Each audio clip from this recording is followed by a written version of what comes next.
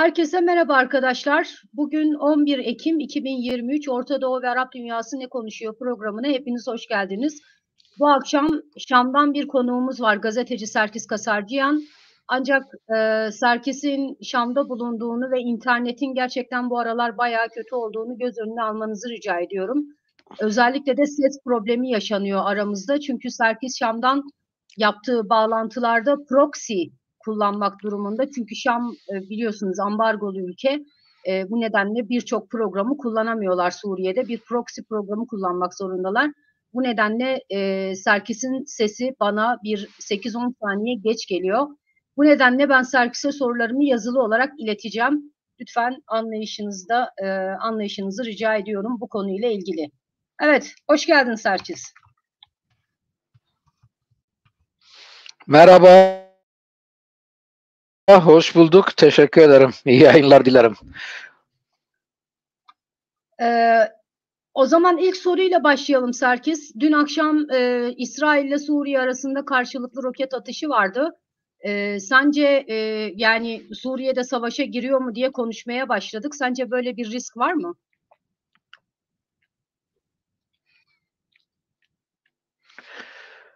Şimdi doğru, dün bir satışma oldu Suriye ile İsrail arasında.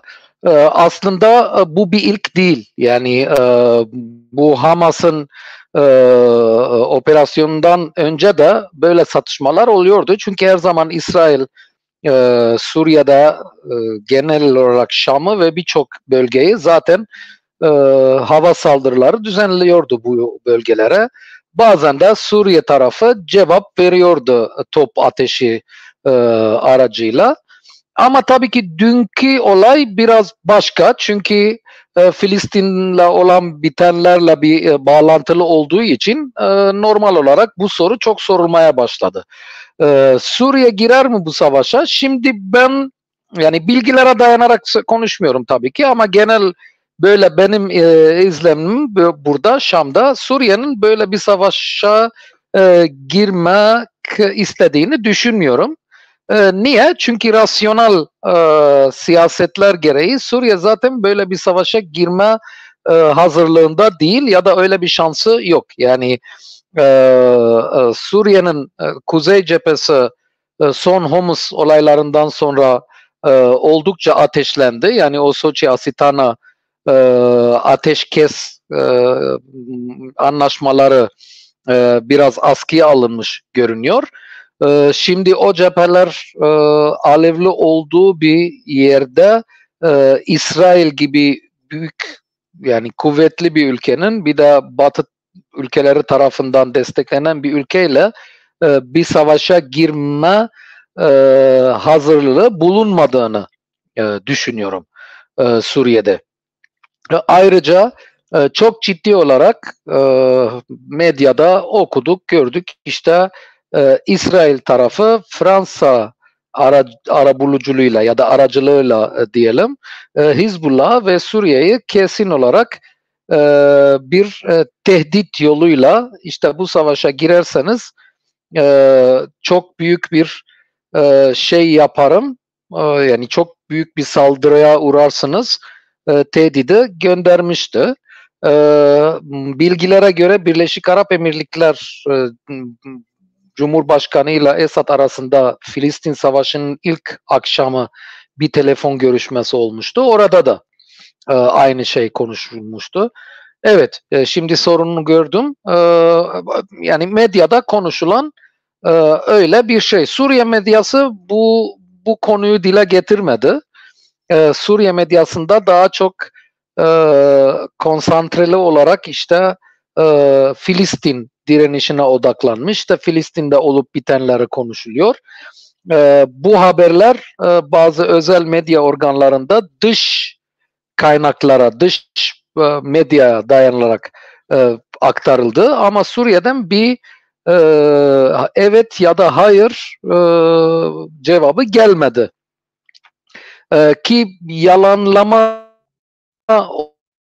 olmadığı sürece bu haberlerin doğru olduğunu kabul ediyoruz. Şimdi bence Suriye'nin tabii ki orada bir kırmızı çizgi olmuştur. Şimdi Hizbullah'ın kırmızı çizgisini bildik. Yani Hizbullah diyor ki biz bu savaşa dahil değiliz. Ama eğer İsrail Gazze'ye girerse orada biz bu savaşa gireceğiz. Şimdi Suriye'nin kırmızı çizgisi de bu mu? Tam emin değilim. Ama bence Suriye'nin kırmızı çizgisi Hizbullah'ın daha da arkasında.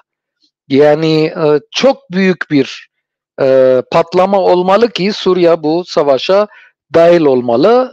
Niye? Çünkü Hizbullah'ın savaşa dahil olması Lübnan'ın savaşta taraf olduğu anlamına gelmiyor. Yani Hizbullah orada bir milis gücü olarak, bir silahlı organizasyon olarak daha çok hareket alanı daha geniş ve bazen siyasete çok takılmadan askeri adımlar atabiliyor. Şimdi Şam konusunda o tabii ki başka. Yani Suriye'nin savaşa girmesi, Suriye bir ülke olarak savaşta taraf olması anlamına geliyor.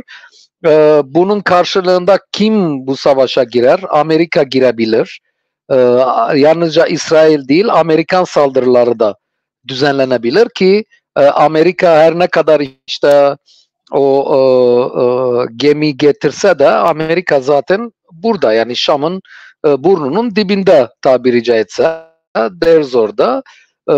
Şimdi o cephelerde bir kayınma olabilir. Yani kuzeyde de cepheler dediğim gibi çok alevli bu aralar. Onun için Suriye için bence çok büyük bir risk, yani savaşa girmesi. Her ne kadar İran'da arkasında olursa sonunda İran senelerdir aynı taktiği uyguluyor. Yani herkese destek veriyor İsrail'e karşı, ama doğrudan İsrail'i karşısına almıyor. Proxy savaşları uyguluyor. Onun için Suriye'nin de o proxy'lerden birisi olma düşüncede olduğunu zannetmiyorum ben aslında.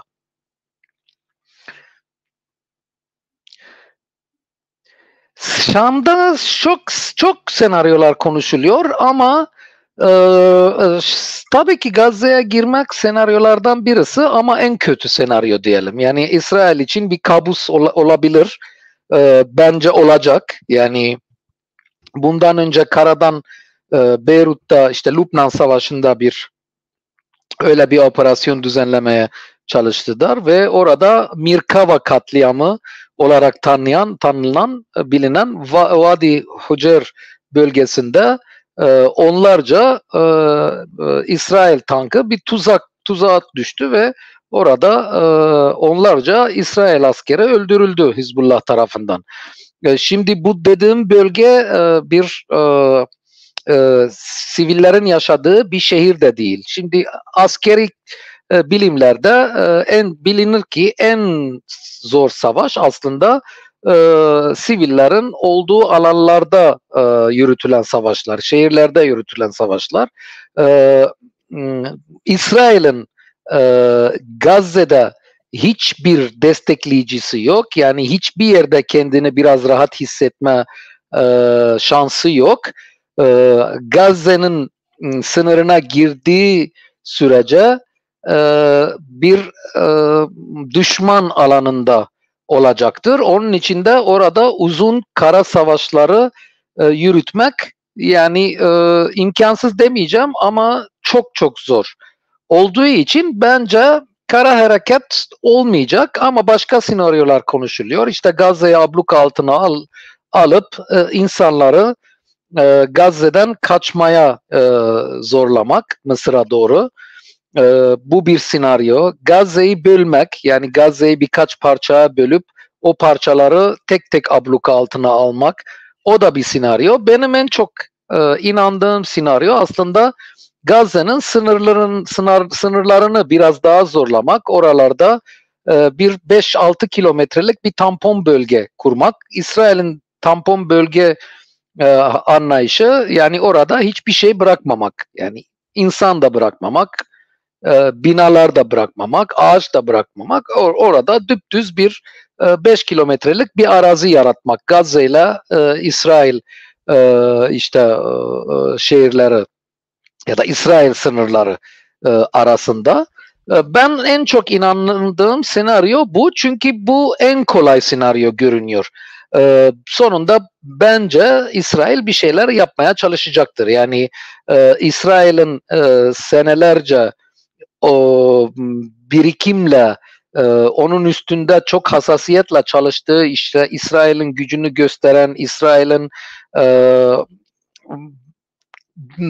bölgedeki Arap ülkelerden daha da güçlü bir silahlı kuvvetleri olması, istihbaratı olması, bu kadar propagandayı aslında bir gün bir gecede başka bir hal gördük. Şimdi bunun arkasında İsrail'in bir şeyler yapması gerekecektir.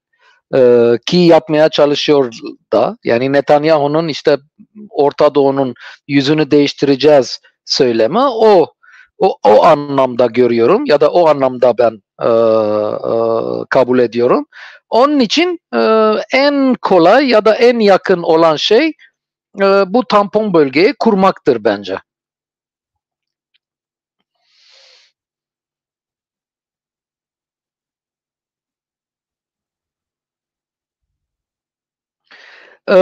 Çok konuşulmuyor, çok üstünde durulmuyor. Çünkü İsrail'de belli ki doğrudan yani Filistinlilerden başka hiç kimseyle savaşmak istemiyor.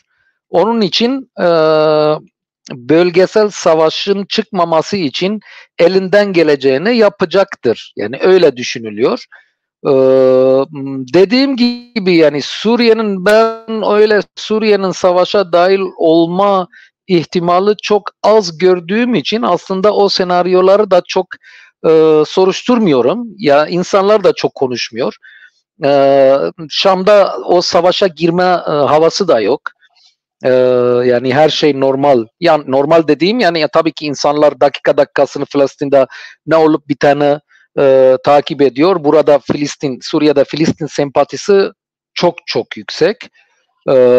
Ama bir savaş havası yok aslında Hediye. Yani öyle savaş hazırlığı ben görmedim ya da duymadım.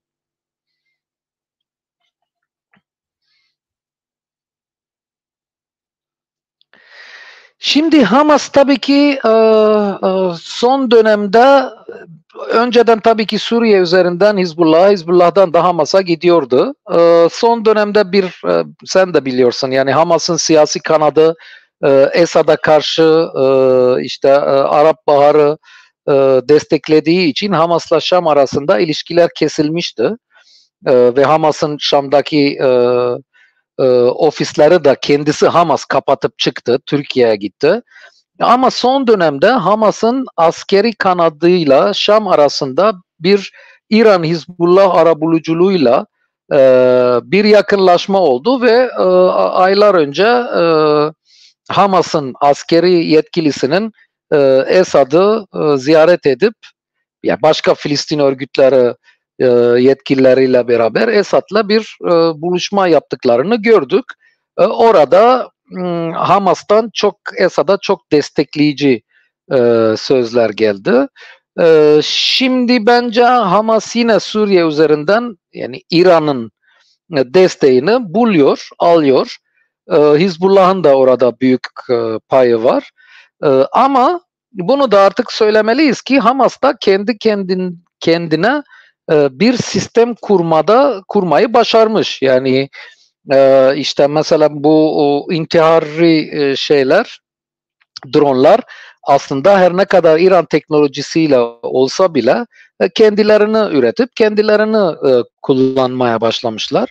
Onun için burada çok yani öyle net olarak söyleyemeyiz işte dronlar nereden geldi, mühimmat nereden geliyor falan. Ama genel olarak İran'ı da yardımcı olan ve bunların bir koridor Tahran'dan Hamas'a ve öbür Filistin direniş gruplarını, yani Cihad İslam'ı da orada, Mustafa Tugayları var ki onlar başka daha solcu hareket olarak bilinirler. Onlara genel olarak Suriye'ye bir koridor, bir yol olarak Suriye'yi görebiliriz. Orada Hizbullah'ın da tabii ki bir rolü var. Suriye'nin de, İran'ın da.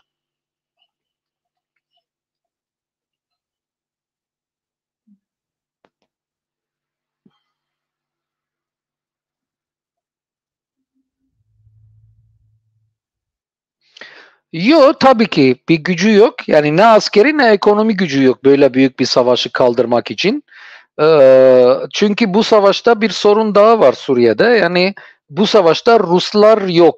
Yani Rusya Suriye'yi desteklemeyecek böyle bir savaşta. Yalnızca İran desteğiyle bu savaşa girilmez. Onun için çok zor. Egemenlik, eğer yani doğru anladıysam bu konuyla ilgili, eğer İran'ın bir baskısı olur e, anlamında bir soruysa, yok, yani İran Suriye'yi zorla bu savaşa dahil edemez. Yani o kadarını evet, egemenliği var Suriye'nin.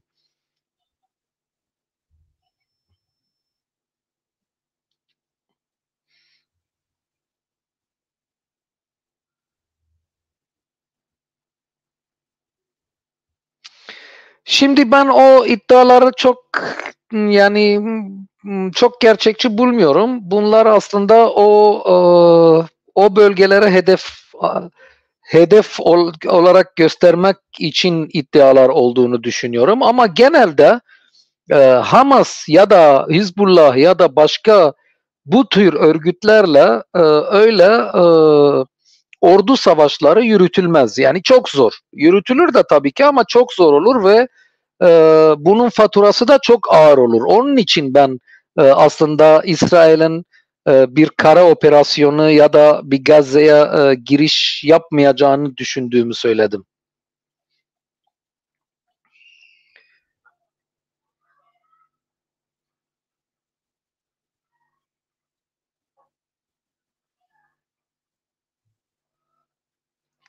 Sirenler ne anlama geliyor? Ben siren kelimesinin anlamını bilmiyorum maalesef. Özür dilerim. Alarm. Okey. Bunu geçiyoruz arkadaşlar, bu soruyu bu durumda. Evet. Nasıl?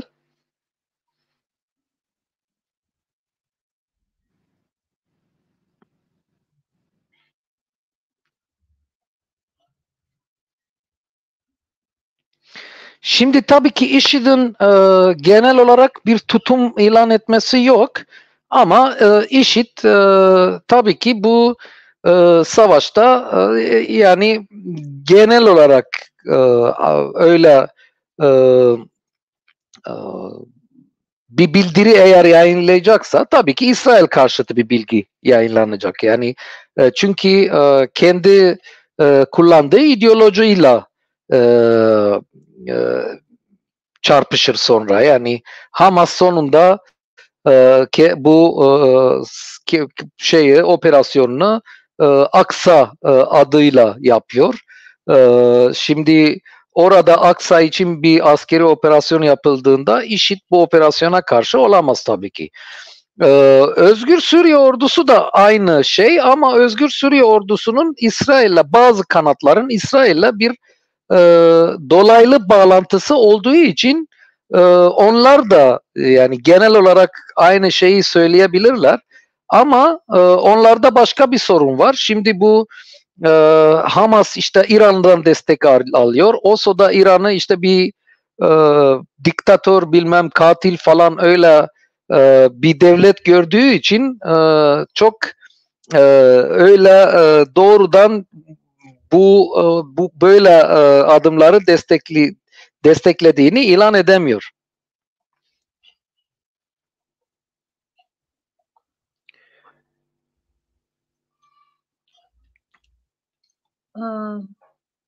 Biraz karışık bir soru aslında. Serkis anlayamayabilir bunu. Bakın, şimdi bu terör örgütü olur olmaz. Evet. Yani ben böyle bir yani Hamas'ın bir terör örgütü olup olmadığını ben oraya çok takılmıyorum yani. Çünkü kimine göre bir terör örgütü, kimine göre de bir kurtarıcı olabiliyor. Yani bu yalnızca Hamas için geçerli değil, birçok örgüt için geçerli. Bize daha çok burada ilgilendiren aslında Hamas'ın hatalar yaptı mı? Evet, yaptı tabii ki. Yani orada yani ben e, her ne kadar tabii ki İsrail'in tüm olup bitenlerin birinci suçlusu aslında İsrail. Yani İsrail e, bu sorunu çözmek istemediğini düşünüyorum. Çünkü çözmek isteseydi bu sorunu çözebilirdi. İki devlet kurma kararları, birçok karar var Birleşmiş Milletler'den. Ama gücü elinde tuttuğu için bunu yapmadı. Onun için birinci sorumlusu İsrail, ama Hamas'ın da bu son olaylarda benim için en azından hoş olmayan şeyleri gördüm ve kınadım da tabii ki. Yani çünkü yani yalnızca Hamas'a değil, hiçbir hak talep eden hiçbir tarafa ya da kuruluşa özleşilmez, yani ayıp olan e, şeyler, ama sonunda bunu da söylemeliyiz. Filistin meselesi, Filistin direnişi soldan sağa geçmekte İran'ın büyük rolü var, bir de İsrail'in istediği bir şeydi. Yani İsrail bastırdı Filistin sol üstünde. Sonunda bu direnişi sağın e, kucağına bıraktı. Öyle diyelim. Çünkü zaten direnişe başlayanlar İsrail soluydu. Özür dilerim. Filistin solcularıydı. Ama o kadar baskı yaptı Yasser Arafat'a, Abu Ammar olarak bilinen, sonra Filistin Kurtuluş Cephesi'nin başkanı ve Filistin'in ilk cumhurbaşkanı diyelim. Onun için şimdi artık Filistin'de direniş, solcular da tabii ki orada yer alıyor, ama genel olarak ağırlık sağcılarda ve İslamcı direniş ağır olarak yani. Rehinelerle ilgili net bir bilgi yok. İsraillerin ne kadar rehine düştüğünü bilmediklerini düşünüyorum. Filistinliler de onun bir stratejik kart olduğu düşündüğü için bu konuyu biraz daha çok öyle bir psikolojik baskı yöntemi olarak sayıları şimdilik ilan etmiyorlar. Bence bu konu aslında sonradan arabulucular vesilesiyle sonunda bu rehineler bugünkü şartlarda Hamas'ın elinde bulunan tek kart olduğu için daha da öyle rahatla, yani o kadar aceleci olmayan adımlarla gideceğini düşünüyorum.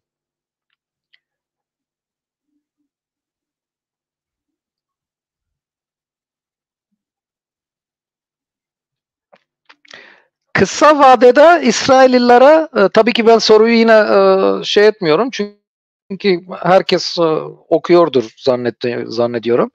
Kısa vadede İsrail ne kazanır? Kısa vadede İsrail e, kendi halkına ve iç siyaset hesaplarına, insanlara işte bakın bir şeyler yaptım der.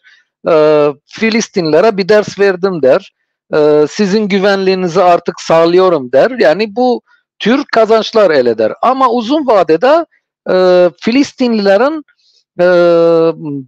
Filistinleri daha da baskı altına tutup Filistin direnişinin direnişi daha da zorlaştıran adım olur. Çünkü bu zaman, yani bu olduğunda Filistinliler yalnız dışarıdan içeriye mühimmet nasıl taşıyacağını düşünmeyecekler. Artık bir yerden öbür yere de bu mühimmeti, bu dronları, bu işte e, e, e, e, topları, tüm bir şeylere bir yerden öbür yere nasıl transfer edeceklerini de düşünecekler. Onun için daha da zor olacak yani. Tabii ki Filistin direnişi için büyük bir darbe olur bence.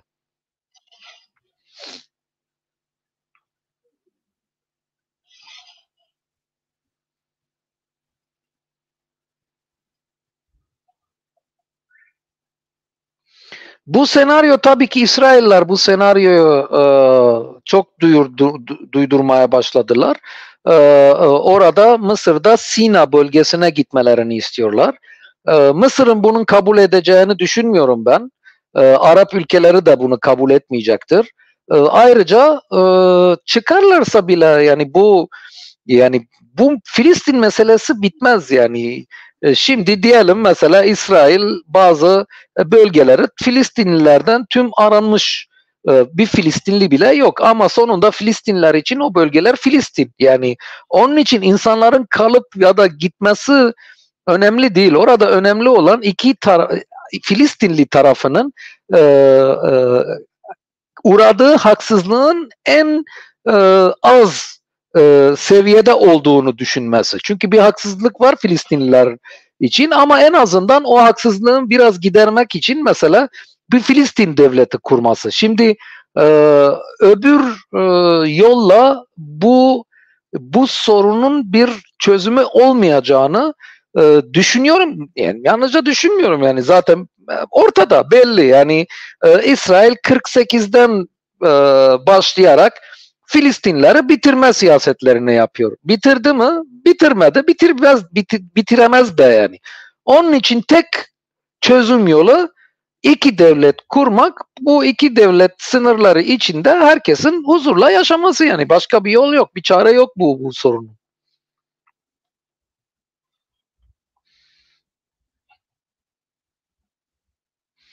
Tabii ki destek yalnızca Suriye'de değil, Suriye'de de öbür Arap ülkelerinde de günlük oluyor. Yani Suriye'de, Şam'da her gün protesto işte gösteriler var, destek yürüyüşleri var, destek duruşları var. E, Yani ama ben küçük yani ilk medrese günlerinden beri biz de çıkıyorduk destek yürüyüşlerine. Yani e, Filistinlerin de artık o yürüyüşlerine ihtiyacı yok efendim. Yani artık Filistinlerin birilerin kendilerini mühimmatla, parayla, işte insani yardımla, siyasetle, uluslararası camiada destek olmalarının ihtiyacı var. Yoksa öyle protestolar, yürüyüşler tüm Arap ülkelerinde var.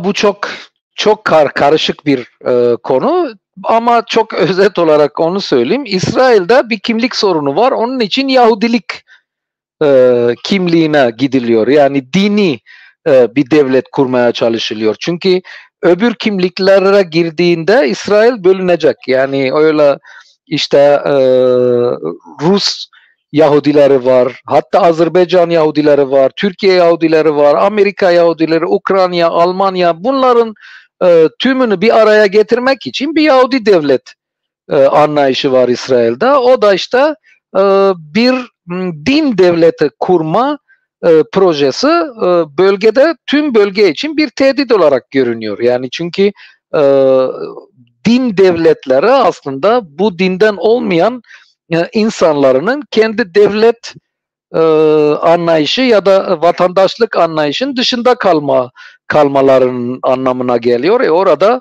bugünkü İsrail'in sınırları içerisinde İsrailliler kadar Filistinliler de yaşıyor. Yani onlar nereye gidecek mesela? Sorun orada.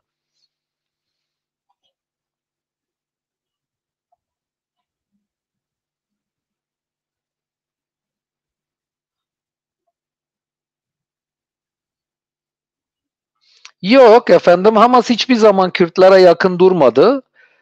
Eğer yani Kürtler dediğimizde burada zannedersem daha çok PKK, YPG YPG'den söz ediliyordur. Hamas durmadı, duramaz da. Çünkü Hamas'ın siyasi kanadı Türkiye'nin müttefiği.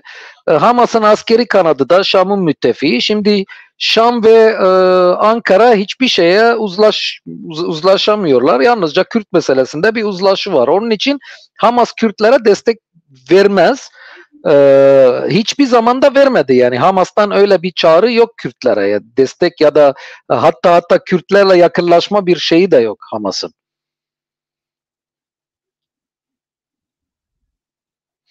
Yok. Bence çıkmaz Hamas'a bir destek. Biraz önceki sebeplerden dolayı. Çünkü Hamas her zaman mesela Türkiye'nin SDG'ye karşı adımlarını desteklediği için SDG de orada Hamas'ı desteklemeyecek yani. Ama aynı zamanda İsrail'i de destekleyemez. Çünkü büyük bir refleks toplar orada. Büyük bir sorun yaşar orada. Onun için bence öyle doğrudan bir tavır sergileyemeyecektir SDG benim düşüncemle. Ki bugüne kadar bir şeyler söylemediler.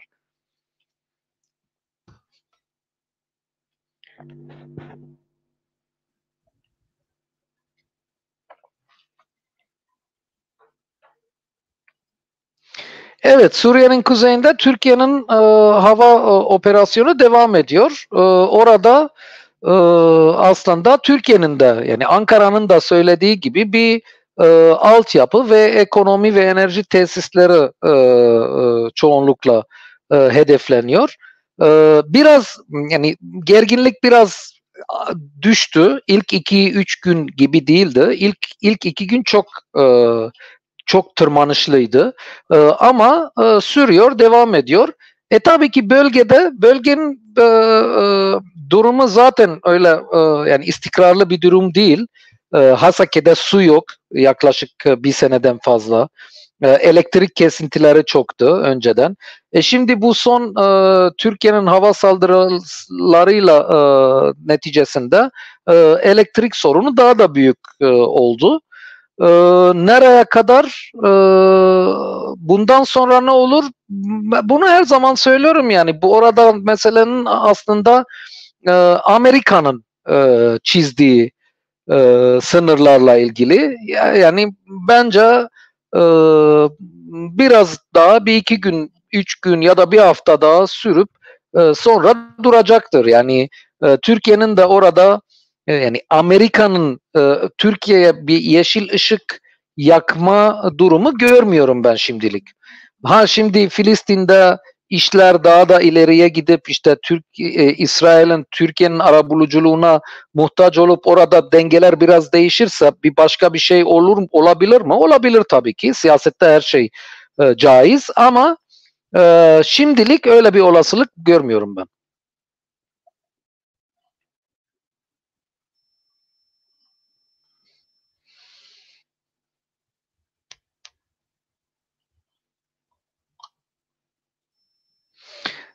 Halit Mişal'ın Suriye'de çok karşılığı bulmaz. Ürdün'de yalnızca Müslüman kardeşler Halit Mişal'ı biraz ciddiye alır.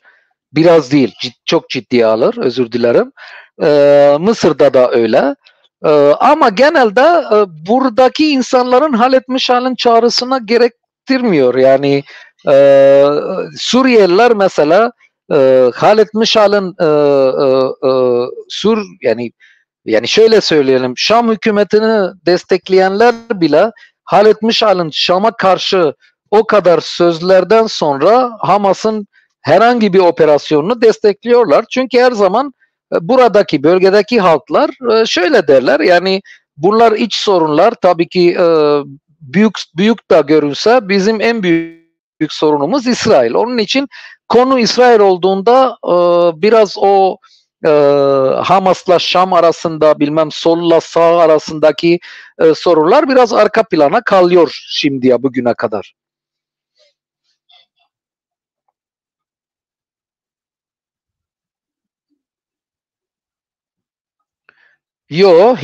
Hiç öyle düşünmüyorum. Tam aksi düşünüyorum. Yani hiç Suriye'nin öyle bir adım atamayacağını düşünüyorum. Biraz önce de dediğim gibi. Çünkü ne ekonomi, ne siyasi, ne de askeri gücü böyle bir savaşa dahil olmasını yani çok zararlı olacağını düşünüyorum. Şimdilik öyle görüyorum. Dengelerin değişmesiyle tabii ki işlerle değişebilir. Tabii ki Hizbullah'ın da bir sabır çizgisi de var. Çünkü İsrail Hizbullah'ın bu savaşa taraf olmasına karşı Beyrut'u bombalayacağım tehdidi yapıyor. Şimdi Lübnan'da bu Filistin sorunuyla ilgili bir uzlaşı yok. Yani tüm Lübnanlılar işte Hizbullah'ın bu savaşa girmesini istemiyor. Bu savaşa girmek karşıtı olanlar da var Lübnan'da. Onun için Hizbullah bu savaşı ancak İsrail'in kendisini bu savaşa dahil etmesini istiyor. Yani İsrail'in öyle bir büyük adım atıp da işte Hizbullah'ın da çıkıp bakın bu savaşa dahil olmak istemedik ama bizi zorla savaşa alıyorlar deyip demesiyle böyle bir şey olabilir. Yoksa şimdilik Hizbullah'ın sınır çizgisi, sabır çizgisi oldukça uzak yani.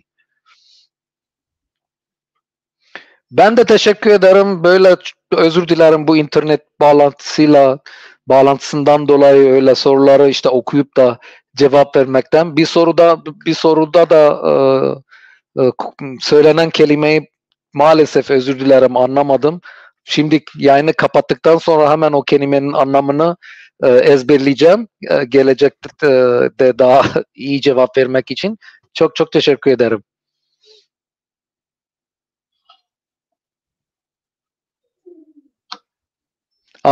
Siren alarm demek. Oldu. Bu kelimeyi de öğrenmiş olduk. Çok çok teşekkür ederim. Evet, anladım. Ben teşekkür ederim. Anladım. Görüşmek üzere Serkis. Hoşça kal. Evet arkadaşlar, Şam'dan Serkis Kasarcıyan'la son durumu konuştuk. Suriye, İsrail'le bir savaşa girer mi, girmez mi meselesini konuştuk. Şimdi bölgeden haberlere dönüyoruz. İsterseniz bu arada Serkis'e bütün soruları aktarmadım. Çünkü Serkis'in başka bir yayını daha var. Bu nedenle erken ayrılması gerekiyordu. Ancak soruları ayırdım ben bir kenara, seçtim onları daha doğrusu. Ve bu bölgeden seçtiğim haberleri aktardıktan sonra sizlerin sorularına da döneceğim. Sizden tekrar rica ediyorum, chat kısmında sorularınızın başına büyük harflerle soru yazın arkadaşlar. Çok güzel sorularınız var gerçekten ama chat'in içinde kaybolabiliyor, bazen görmeyebiliyorum. Evet arkadaşlar, şimdi Gazze'den başlayalım. Gazze'deki Sağlık Bakanlığı'nın ya da Sağlık Yönetimi'nin açıkladığı son rakamlara göre İsrail saldırıları sebebiyle hayatını kaybedenlerin sayısı 1055'e ulaşmış arkadaşlar. 5200'den fazla da yaralı olduğu belirtiliyor. Hayatını kaybedenler arasında 7 gazeteci, 4 de sağlık çalışanı var. Bunun dışında bir de Birleşmiş Milletler'in ve Kızılaç'ın çalışanlarının da hayatlarını kaybettikleri belirtiliyor. Son açıklamalara göre Birleşmiş Milletler'in 9 çalışanı, Kızılaç'ın da 5 çalışanı İsrail saldırılarında hayatını kaybetti. 260 binden fazla Gazze'linin evsiz kaldığı belirtiliyor arkadaşlar. Bu insanların gidecek yerleri de olmadığı için Gazze içinde nispeten daha güvenli varsaydıkları yerlere gitmeye başlamışlar. Aynı zamanda Gazze'ye elektrik veren enerji santralinin ya da büyük trafonun yakıtının bittiği belirtiliyor. Bu nedenle Gazze'nin çok büyük bir kısmı bugün itibariyle elektriksiz kalmış durumda. Yarından itibaren de hastanelerdeki acil acil müdahale birimlerinde gerekli olan, hayati olan alet edevatı çalıştırmakta işe yarayan jeneratörler için yeterli yakıt olmadığı belirtiliyor. Hatta hastanelerin jeneratörlerinin yarından itibaren duracağı belirtiliyor arkadaşlar. Bunun dışında biliyorsunuz 2 gündür bir Hamas bebeklerin kafasını mı kesiyor diye haberler yayılmaya başladı. Bununla ilgili İsrail tarafından bir açıklama var. İsrail ordusuna sormuşlar bu meseleyi. Bundan önce Anadolu Ajansı da bunun teyidini almıştı zaten. İsrail ordusu da soranlara demiş ki Hamas bebek başlarını kesiyor haberine dair bizde bir bilgi yok demişler. Ve gelişmeler, daha doğrusu çatışmalar, hava saldırıları sadece Gazze ile sınırlı değil arkadaşlar. Filistin toprakları, daha doğrusu İsrail toprakları içinde kalan Filistinlilerin yoğun yaşadığı yerlerde de yine Gazze ile dayanışma gösterileri yapılıyor. Hatta bazı yolların kapatıldığı, gösterilerin yapıldığını biliyoruz. Bu göstericilere İsrail polisinin gerçek mermilerle müdahale ettikleri yönünde haberler var. Bu çerçevede şimdiye kadar 20 Filistinlinin hayatını kaybettiği belirtiliyor. Nerede? Batı Şeria'da, yani Mahmut Abbas'ın yönetiminin olduğu yerde arkadaşlar. Bir de Orta Doğu, daha doğrusu Arapça basınında enteresan bir haber vardı. Muhtemelen Batı basınından alınma bir haber. Bu habere göre Iron Dome denilen İsrail'in hava savunma sistemi, yani demir kubbenin başarı oranı %90 bu habere göre, ama oldukça maliyetli bir sistem olduğu belirtiliyor. Demir kubbenin imha ettiği her füzenin yaklaşık 50 bin dolara mal olduğu belirtiliyor. İsrail tarafına 50 bin dolara mal oluyor arkadaşlar her bir füzenin imhası. Ve bir hesaplama da yapmışlardı haberde. Diyorlar ki Hamas eğer 4000 füze attıysa İsrail'e demir kubbenin maliyeti en az 200 milyon dolara ulaşmıştır. Dolayısıyla İsrail açısından Hamas'ın attığı roketlerin oldukça maliyetli olduğu belirtiliyor. Yine haberde belirtilen bir başka noktada şu, diyorlar ki Kassam Tugayları ise her bir roketi kendileri yapıyorlar zaten. Her bir roketin maliyeti 300 ile 800 dolar arasında değişiyor arkadaşlar. Dolayısıyla arada ciddi bir fark var. Ve yine İsrail-Gazze Savaşı'na ilişkin son haberde İsrail'e dair arkadaşlar ve İsrail'de bir savaş kabinesi kuruldu, biliyorsunuz, bir savaş hükümeti kuruldu. Bundan sonra çok daha şahin kararlar alınması, çok daha çatışmaların, hava saldırılarının sertleşmesi beklenebilir. Şimdi Irak'a gidelim. Irak'ta çeşitli gruplar, siyasi ve silahlı gruplar Gazze'ye gitmeye hazırız diye gösteriler ve açıklamalar yapmaya başlamışlar. Bunun dışında Şii dünyanın, özellikle de Irak'taki Şiilerin önemli bir lideri olan ruhani lider Sistani'nin bir açıklaması var arkadaşlar. Ruhani lider değil tabii. Sistani'nin bir açıklaması var. Sistani demiş ki bütün dünyayı bu korkunç vahşete ve işgal güçlerinin planlarını uygulamasına engel olmaya çağırıyorum demiş. Sistani'nin her bir çağrısı çok önemlidir Şii dünyada ve ağzından çıkan her kelime neredeyse fetva gibi kabul görür. Bu çerçevede Sistani'nin çağrısına Irak içinden ve dışından kimler uyacak bekleyip göreceğiz. Bunun dışında bir de Irak'ta yaşayan ve Şii dünyanın önemli isimlerinden biri olan Mukteda Sadr bir açıklama yapmış. Zaten Mukteda Sadr önceki gün, bu cuma günü 1 milyon Iraklıyı Gazze ile dayanışma için sokaklara inmeye çağırmıştı. Aynı Mukteda Sadr Gazze'ye yardım götürmeye hazır olduklarını söylemiş ve Mısır'a da sınırlarını Gazze'lilere açmalısın demiş arkadaşlar. Mısır'la Gazze arasında bir refah sınır kapısı var zaten. O refah sınır kapısı şu anda kapalı durumda. Mısır kısmına geldiğimde zaten refah sınır kapısı ile ilgili tartışmalara biraz daha detaylı değineceğim. Evet. Ürdün Kralı'nın bir açıklaması var. Ürdün Kralı Abdullah bir açıklama yapmış ve demiş ki Filistinlilerin kendi devleti olmadan İsrail-Filistin meselesi iki devletli çözüm hayata geçirilmeden barış filan gelmez o topraklara demiş. Ancak iki devletli çözüme İsrail'i kim ikna edecek? İki devletli çözüm söz konusu olduğunda Filistinliler için ciddi bir dezavantaj var arkadaşlar. Geçtiğimiz 10 yıllar içinde İsrail demografiyi o kadar ciddi ölçülerde değiştirdi ki iki devletli çözüm büyük ölçüde Filistinlilerin lehine de dönebilir diye yorumlar da yapılıyor. Ve gelelim Mısır'a. Şimdi Mısırlı üst düzey bir kaynak demiş ki hayır, biz Hamas'ın yaptığı saldırıyı İsraillilere söylemedik demiş. Bu açıklamayı neden yaptı? Şundan dolayı, biliyorsunuz geçtiğimiz günlerde, daha doğrusu Hamas'ın saldırıları, İsrail'e yönelik saldırıları başlar başlamaz uluslararası basına bir iddia düştü.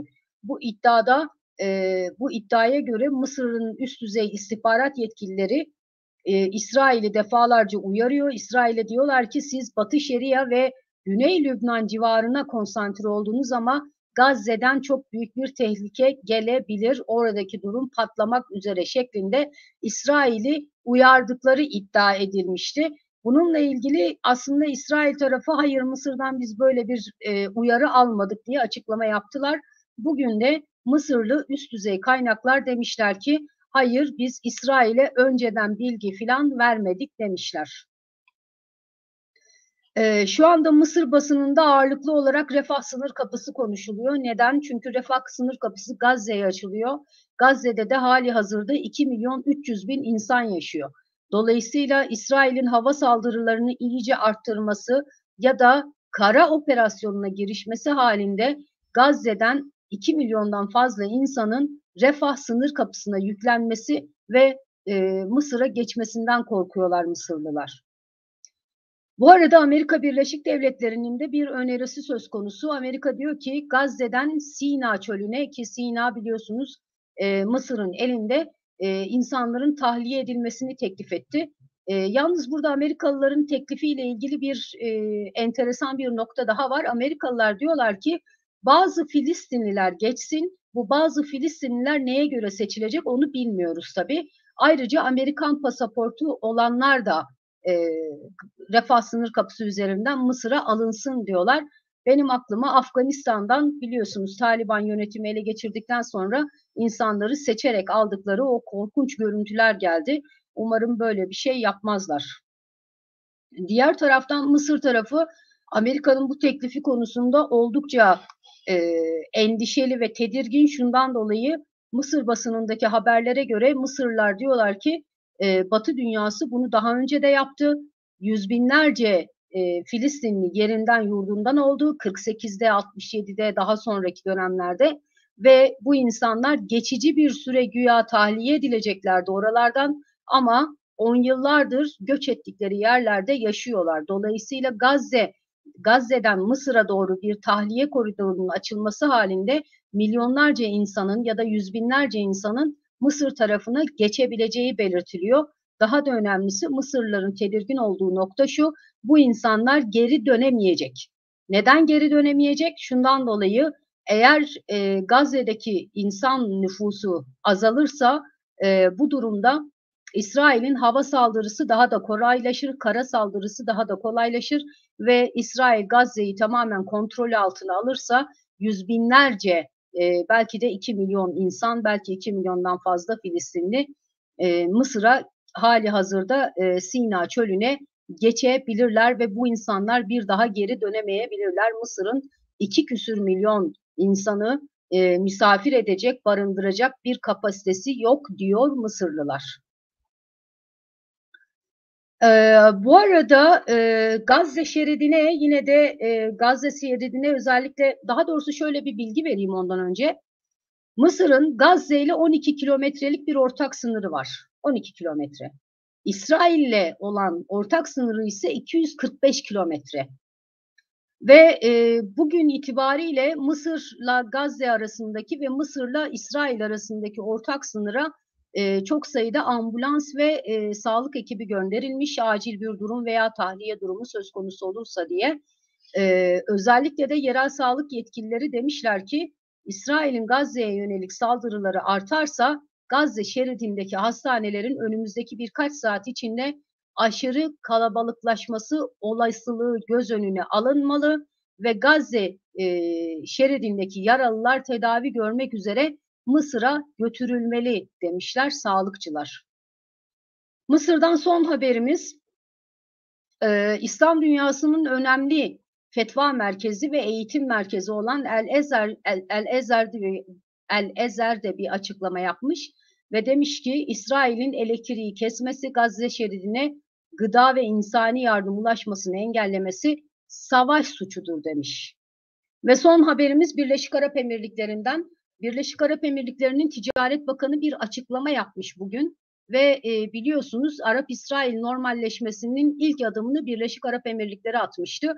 Birleşik Arap Emirlikleri'nin Ticaret Bakanı bugün demiş ki ticaretle siyaseti karıştırmayacağız.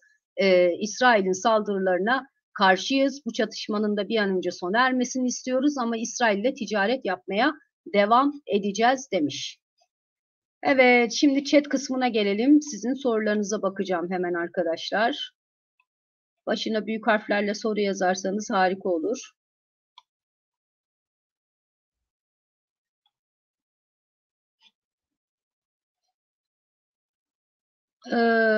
Önce Şuradan sorularınızı alayım. Daha önce seçtiğim soruları da yanıtlayacağım arkadaşlar.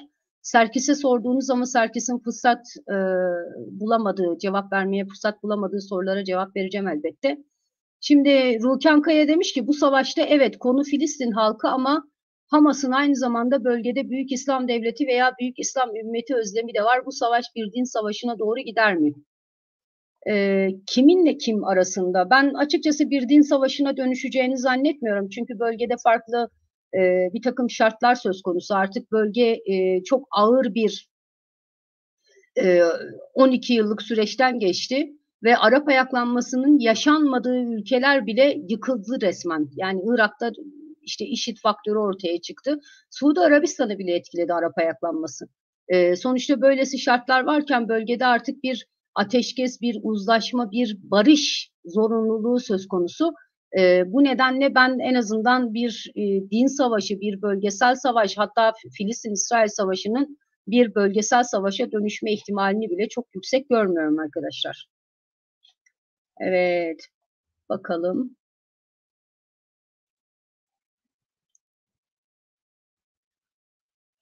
Hilal Anar. Evet, Hilal Hanım demiş ki Mısır'ın insani yardım için yapmış olduğu ateşkes çağrısı karşılık bulur mu? İsrail dediği gibi sivil halka gönderilen yardımları vurursa Mısır ya da diğer Arap ülkeleri karşılık verir mi? Bununla ilgili net bir yorum yapmak çok mümkün değil ama açıkçası ben yani İsrail'in bu insani yardım kamyonlarını vuracağını düşünmüyorum.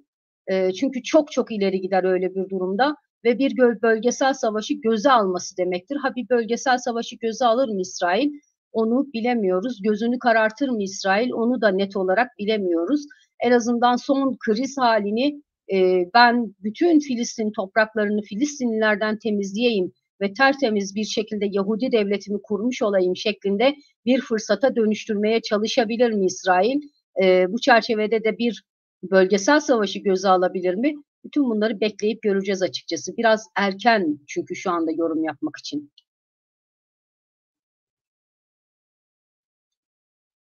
Evet, bakalım. Eser Kemal Bey sormuş, Hizbullah'ın savaşa girme eşiği nedir? Biraz önce Serkis bunu açıkladı zaten. İsterseniz yayının başına dönüp oradan izleyin.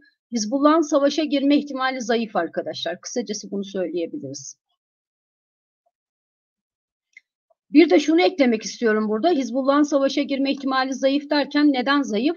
Çünkü Hizbullah'ın savaşa girmesi demek bütün Lübnan'ı savaşa sokması demek. Lübnan da şu anda İsrail'le bir savaşı kaldırabilecek ekonomik, siyasi, sosyal hatta askeri kapasiteye sahip değil. Bakalım başka ne var?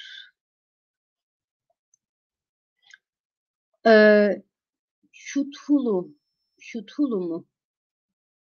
Yanlış okuyor olabilirim. Demiş ki İsrail'in solcuları Netanyahu karşıtı duruşları hala devam ediyor mu? Bununla ilgili Cuma akşamı bizim çok kıymetli bir konuğumuz olacak. Oğuzhan Çağlayan, kendisi Kudüs'te yaşayan bir akademisyen. Oğuzhan Bey konuğumuz olacak Cuma akşamı. Bütün bu soruları kendisine soracağız arkadaşlar. Sizi de sorunuzla birlikte Cuma akşamı saat 20.30'da başlayacak olan yayına bekliyorum.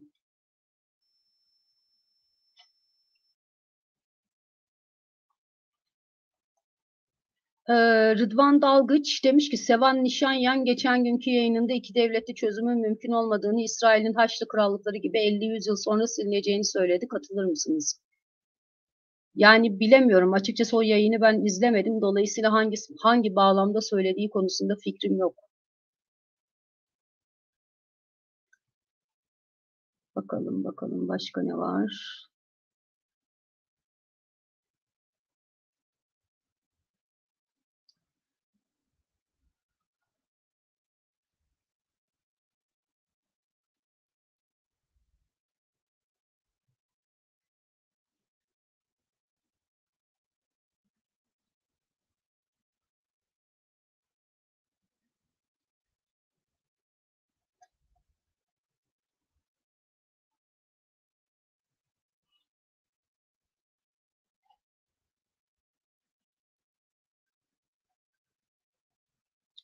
Sorularınızı bulmaya çalışıyorum arkadaşlar.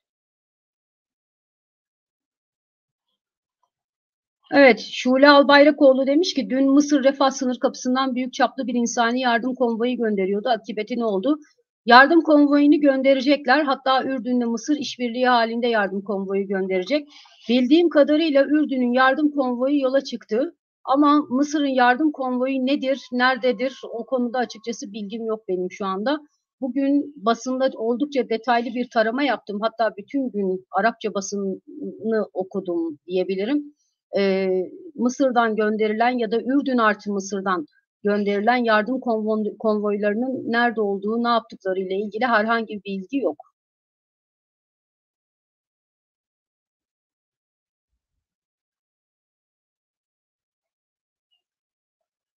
Ahmet Kulsoy demiş ki İsrail'de Yazarlar Sendikası sendikaların tutumu nasıl demiş. Bu soruyu da isterseniz Cuma akşamı gelecek olan Oğuzhan Çağlayan Bey'e soralım. Sizi yine bu sorunuzla birlikte Cuma akşamki yayına da bekliyorum Ahmet Bey.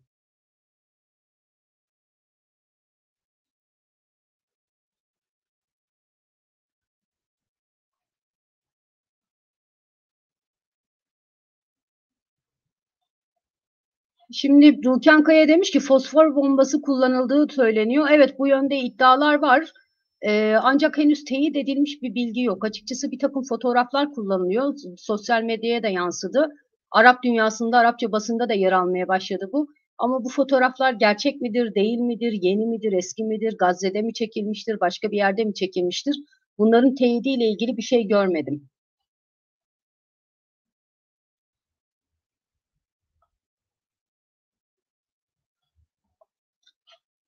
Batuhan Pala demiş ki Hizbullah'ın Lübnan'da siyasi bir otorite olduğu açık ama Lübnan halkı tamamıyla Hizbullah'ın arkasında durur mu? Bir savaşa girerse tabii ki durmaz. Özellikle de Hristiyanlar demiş. Hizbullah'ın Hristiyan kitlelerle arası iyidir arkadaşlar. Normalde hani dışarıdan bakıldığında Hristiyanlarla kesin kötüdür gibi bir hava oluşmuş olabilir ama Hristiyan hareketlerle, partilerle ortak seçime de giriyor Hizbullah.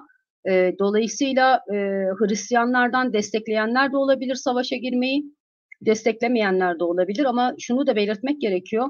Lübnan'da çok derin bir ekonomik ve siyasi kriz var. Dolayısıyla Lübnan İsrail'le bir savaşı kaldırabilecek durumda değil. Yani Hizbullah'ın yanında olan, Hizbullah'la partner olan hareketlerin bile Hizbullah'ın bir savaşa girmesini desteklememesi oldukça büyük ihtimal. Zaten Hizbullah da bir savaşa girmek istemiyor. Siz bakmayın öyle yüksek perdeden karşılıklı açıklamalar yapıldığına. Ama bir savaş, fiili bir savaş çok çok ağır bedeller ödetir Lübnan'a gerçekten. Evet, bakalım.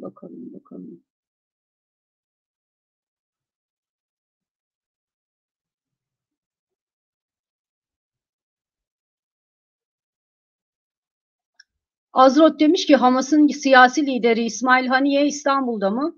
Bununla ilgili sosyal medyada bir takım iddialar var. Bazı gazeteciler teyidini aldığını da söylüyor. Ama bilmiyoruz. Yani kesin bir bilgi yok bununla ilgili.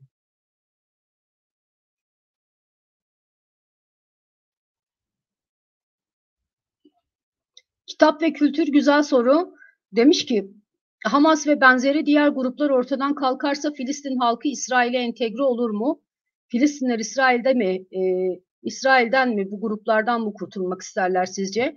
Bu da güzel bir soru. Bunu da sorunuzla birlikte Cuma akşamı Oğuzhan Çağlayan Bey'e sormak üzere yayına bekliyorum sizi de.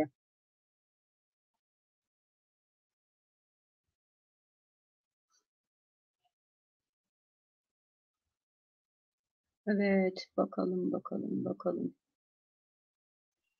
Eyüp Güneyli birçok insanın sorduğu bir soruyu dile getirmiş. Teşekkür ederim bu açıdan. Demiş ki bu saldırı uzun vadede Netanyahu hükümetinin ömrünü uzatmaya mı yaradı yoksa tam tersi bir etki mi yapar?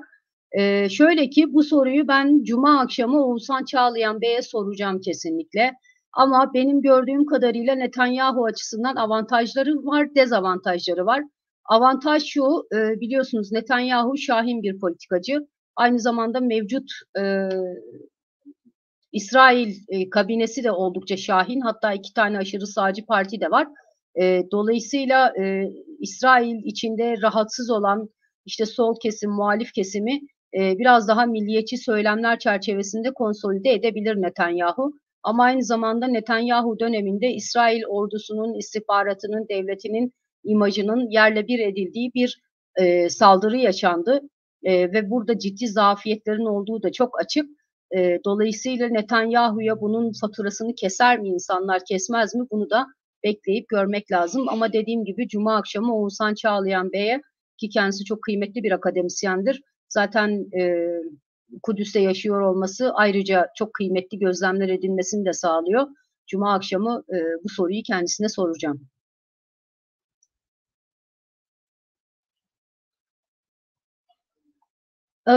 Plaho demiş ki şehir çatışmaları ve on binlerce zayiat kayıp yerine Gazze'nin elektrik ve suyunun kesilmesi mantıklı mıdır? Kısa sürede Hamas'a silah bıraktırabilir mi? Hamas'a silah bıraktırmaz bu. Yani İslam cihada da bıraktırmaz. Olan oradaki insanlar olacak. Evet, bakalım. Bu da teorilerden biri. Recep Demirtaş demiş ki Hamas'ın saldırısının Hindistan'ı Avrupa'ya bağlamayı düşünen ticaret yolu ile ilgisi olabilir mi? Yani bu da teorilerden biri. Hatta bunu kaleme alan, yazan birkaç tane Arap basınından insan da gördüm. Şimdi Hindistan'dan Avrupa'ya uzanan, hatta Almanya'ya kadar uzanan ticaret güzergahının üzerinde Gazze'de var. Ve Gazze'nin de işte güvenlik altına alınması ya da kontrol edilebilir bir noktaya getirilmesinin bu ticaret yolu için önemli olduğunu söyleyenler de var arkadaşlar, ama çok emin değilim ben bu konuda.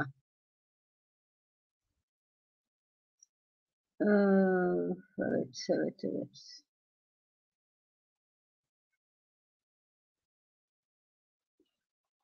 Sevgili Aserdar 06, yani şu anda biz Gazze'yi konuşuyoruz. Hani mesele tamamen Suriye ile alakalı olsa, ki başka yayınlarda zaten yapıyorum, uzun uzun Kürtlerden de bahsediyorum. Ama konu şu anda İsrail-Filistin meselesi.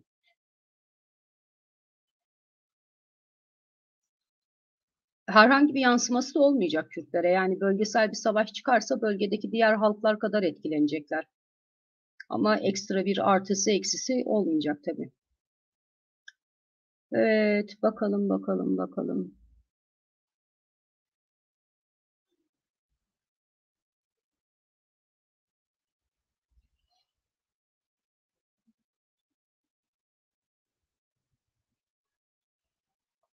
Güzel soru. Cem Yıldız demiş ki İsrail'deki Maki, Hadaş gibi sol partiler bu süreçte halen Filistinlilerle bir barıştan bahsedebiliyorlar mı? Cuma akşamı bu sorunuzla birlikte yayına bekliyorum Cem Yıldız. Güzel soru.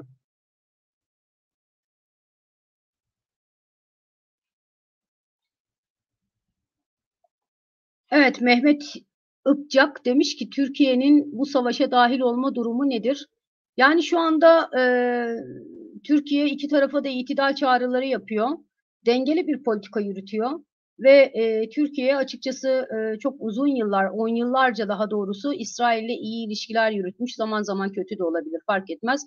İsrail tecrübesi olan bir ülke. Aynı zamanda yine Filistin-İsrail meselesine önceki 10 yıllar içinde defalarca müdahil olmuş. Dolayısıyla çok kıymetli tecrübe birikimi olan bir ülke. Eğer arabuluculuk pozisyonunda bu meseleye dahil olursa çok kıymetli sonuçlar elde edilebilir.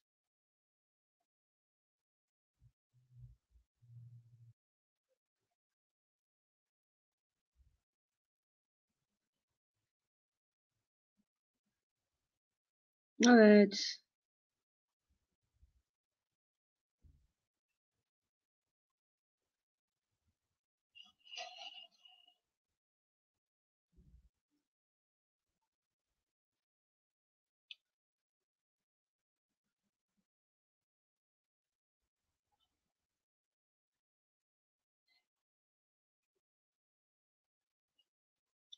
Birol Başkanı soran var. Turan Yılmaz. Birol Bey'le biz düzenli de değil, her hafta da değil ama salı akşamları yayın yapıyoruz. Ve Tanrı Orta Doğu'yu yarattı serimiz var. O program çerçevesinde yayın yapıyoruz birlikte. Evet, diğer sorulara bakalım şimdi hızlıca. Hasan Cengiz yazar demiş ki Suriye'de Filistinli göçmen var mı? Var. Sayısını şu anda hatırlamıyorum açıkçası. Ama çok sayıda Filistinli göçmen var. Hatta 1948'den itibaren Filistinlerin göç ettiği ülkelerden biri de Suriye. Suriye'de vatandaşlık da alabiliyorlar, pasaport da alabiliyorlar, kamu kurumlarında çalışabiliyorlar. Dolayısıyla muhtemelen Arap ülkeleri içinde Filistinli göçmenlerin en iyi konumda olduğu yer birincisi Suriye, ikincisi Ürdün. Saar demiş ki Avrupa'dan herhangi bir ülke var mı İsrail'i karşısına alan? Yok. Bakalım başka hangi soru var?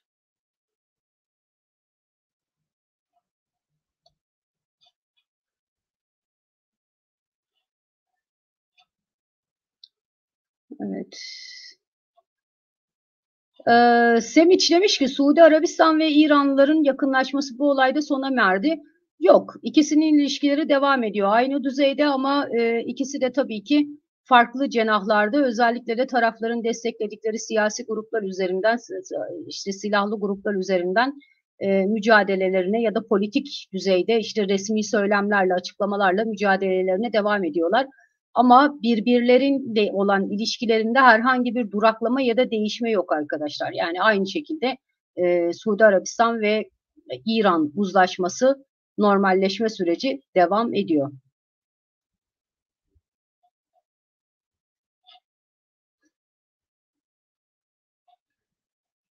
Evet, bir soru daha gelmiş. Ahmet Fırat Doğrul demiş ki Netanyahu Gantz ile anlaşmaya vardı. Peki bu savaş hükümetine karşın İsrail'deki sosyalistler ve orada yaşayan Arap kökenli vatandaşlar İsrail'e karşı eylemlerde bulunuyorlar mı? Güzel soru bu. Sizi de bu soruyla birlikte Cuma akşamı yapacağımız yayına bekliyorum mutlaka Ahmet Bey. Evet. Bakalım. Sanırım bu kadar.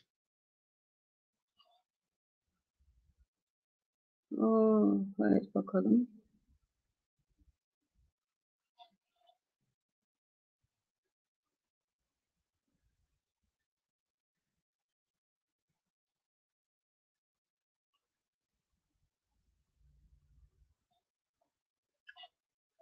Rusya bu savaşa hangi aşamada dahil olabilir? Rusya şimdilik uzakta duruyor açıkçası. Yani Filistinlilere yakın bir pozisyonu var. Açıklamalar o yönde. Ama Rusya'nın Filistinlilere yakın bir açıklama yapmasının temel sebebi büyük ölçüde arkadaşlar, Ukrayna meselesi. Çünkü İsrail Rusya-Ukrayna savaşında Ukrayna'yı destekledi. Dolayısıyla Ruslar onun intikamını alıyorlar şimdi. Şu anda Ruslar somut olarak sürece müdahil değiller. Ama ilerleyen haftalarda, aylarda bilemiyoruz bu süreç ne kadar devam eder. Umarız ki, dileriz ki birkaç gün içinde sona ersin. Ama eğer bu süreç iyice uzarsa Rusya'yı da bir arabulucu pozisyonunda görebiliriz.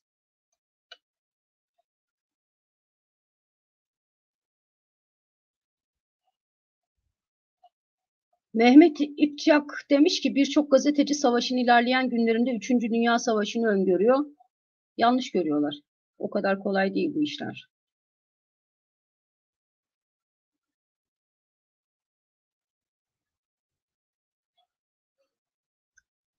Evet. Kısa zamanda çözüm bekliyor musunuz? Komplo teorilerine önem vermesem de demiş. Açıkçası kısa sürede ben bir çözüm beklemiyorum. Şöyle ki İsrail-Filistin meselesi o kadar girift bir mesele ki bu defa olan bu çatışma hali önceki 3 yıl, 5 yıl, 2006'daki vesairekilerine hiç benzemiyor. Neden benzemiyor? Şu anda Filistinliler gerçekten çok ama çok sıkışmış durumdalar. Neden çok sıkışmış durumdalar? Birincisi Filistin-İsrail meselesi dünya gündeminden tamamen düştü. Uzunca bir süredir düşmüş durumda. İkincisi İsrail hem Trump döneminde hem Biden döneminde Amerika'dan çok sınırsız bir şekilde kredi almış durumda. Yani destek almış durumda. Üçüncüsü Arap dünyasında Arap-İsrail normalleşmesi söz konusu. Dolayısıyla Filistin meselesinin sözcülüğünü yapabilecek herhangi bir ülke de kalmadı. Yani Filistinliler boğuldukça boğulmuş, sıkıştıkça sıkışmış durumdalar. Şu anda eğer ateşkes ilan edilirse bu mesele yatıştı, bu mesele kapandı anlamına gelmez. İsrail yine peyderpey saldırılarına devam edecektir. Hamas yine saldırılarına devam edecektir. Dolayısıyla şu anda arabuluculuk rolüne soyunan ülkelerin bir çeşit yol haritası da sunmaları gerekiyor ki bu meseleye bir çözüm bulunabilsin. Yoksa şimdi bu mesele yatıştırılır, 3 ay sonra, 6 ay sonra çok daha korkunç bir şekilde patlayabilir. Evet.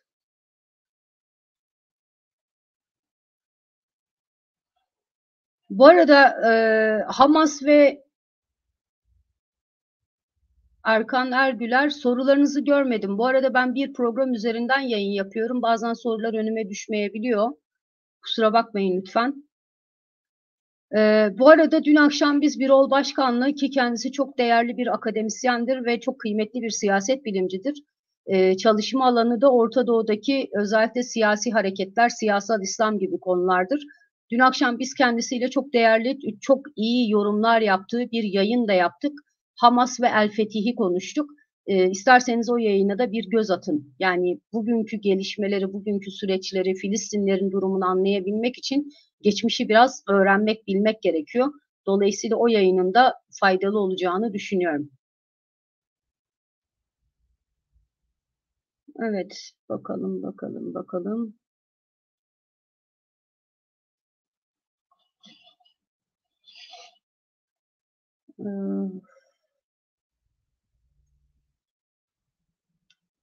Sevgili El Garip, çoktandır yoktunuz, hoş geldiniz.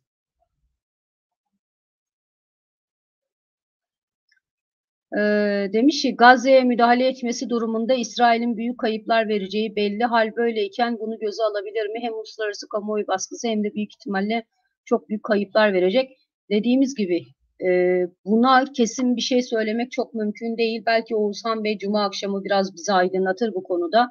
Ama dışarıdan bakıldığında İsrail'in gözünü ne kadar kararttığıyla alakalı bir durum bu gerçekten. Hani İsrail şöyle bir motivasyonla da hareket edebilir. Ben 48'den beri, hatta 1800'lü yıllardan beri bir kurmak istiyorum. Bir Yahudi devleti kurmak istiyorum. Ve şu anda Batı Şeria'da, Gazze'de ve diğer bazı yerlerde bulunan Filistinliler bunun içindeki kılçıklar, ayrı ayrı mayın tarlaları gibi.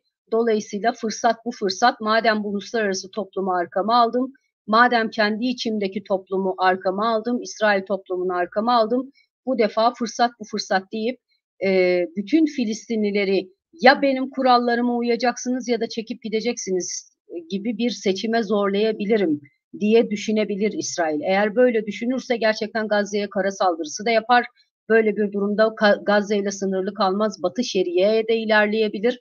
Her türlü ihtimal söz konusu olur. Ama burada kritik olan nokta şu: İsrail gözünü ne kadar karartır?